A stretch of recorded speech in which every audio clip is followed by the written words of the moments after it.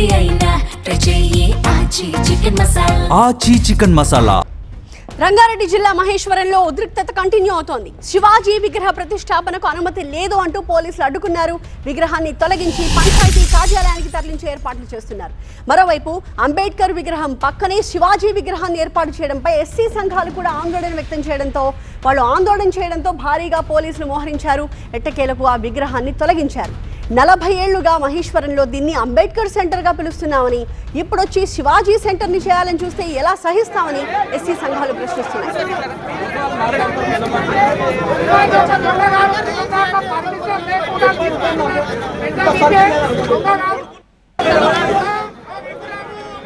మహేశ్వరంలో అంబేద్కర్ విగ్రహంతో పాటుగా ఆ సెంటర్లో ఇప్పటికే బాబు జగజీవన్ రామ్ విగ్రహం కూడా ఉంది. ఆ తర్వాత వైఎస్ఆర్ విగ్రహాన్ని ఏర్పాటు చేశారు. ఇప్పుడు కొత్తగా శివాజీ విగ్రహాన్ని పెట్టడానికి కూడా ప్రయత్నాలు చేశారు.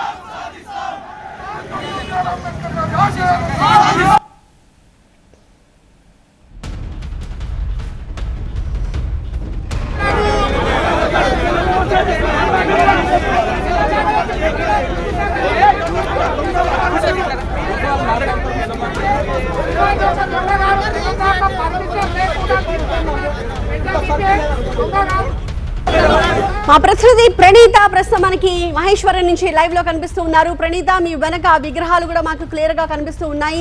సో ఇప్పుడు అక్కడ శివాజీ విగ్రహాన్ని పెట్టడానికి ప్రయత్నించింది ఎవరు? ఈ విగ్రహాన్ని పోలీసులు ఇప్పుడు అక్కడి నుంచి తరలించడం పట్ల వాళ్ళ రియాక్షన్ ఏంటి?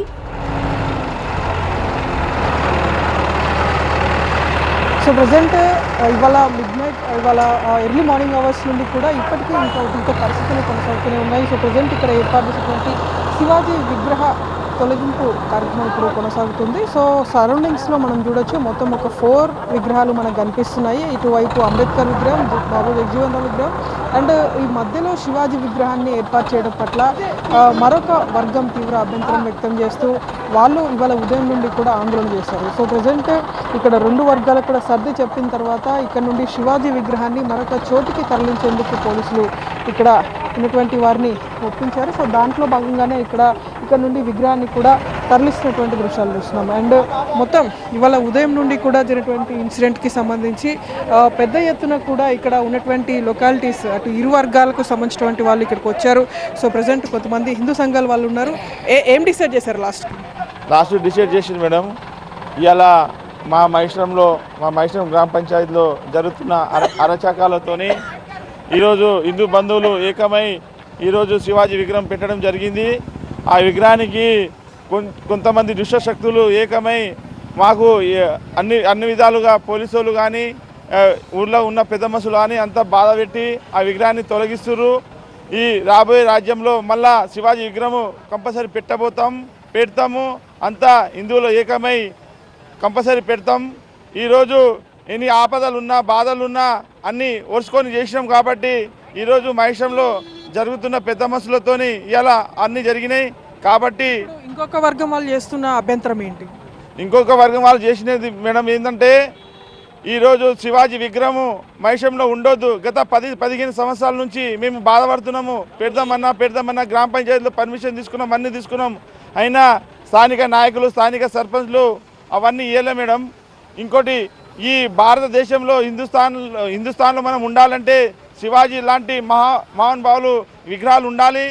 ఈ యొక్క మన ఇండియా లెవెల్లో అన్ని విధాలుగా మనము పాటుపడాలి.